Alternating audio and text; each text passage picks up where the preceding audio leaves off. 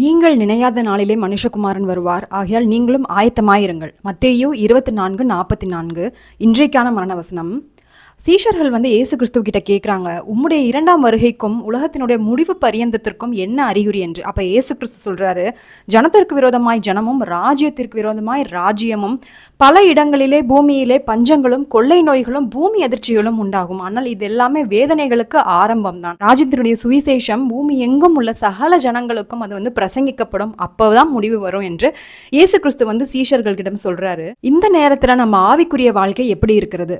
அனலா இருக்கிறதா இல்ல குளிரா இருக்கிறதா? ஒருவேளை குளிரா இருந்தது அப்படின்னா இந்த டைம் நீங்க அதை அனலாக நீங்க மாற்றணும். ஆவிக்குரிய உள்ளான மனிதர் பரிசுத்த ஆவியானவருடைய துணையோடு நம்ம ஜெபிக்கிறவர்களாயும், தேவனிடத்துல சமூகத்துல இருந்து நம்ம முழங்கால் படியிட்டு ஜெபித்து நம்ம தேவனுடைய வசனத்தை வாசிக்கிறவர்களாயும் நம்ம இருக்கணும். அப்படிதான் நம்மளுடைய ஆவிக்குரிய மனுஷன் அனலடைவான். அப்படி நம்ம எப்பொழுதுமே நம்ம தயாராக இருக்க வேண்டும், நம்ம ஆயத்தமா இருக்கணும். இயேசு கிறிஸ்துனுடைய வருகை எப்பனாலும் வரும். He will come like a thief. அவர் திருடனை போல வருவார். ஆகையால் அதுக்காக நம்ம எப்பொழுதும் ஆயத்தமா இருக்கணும்.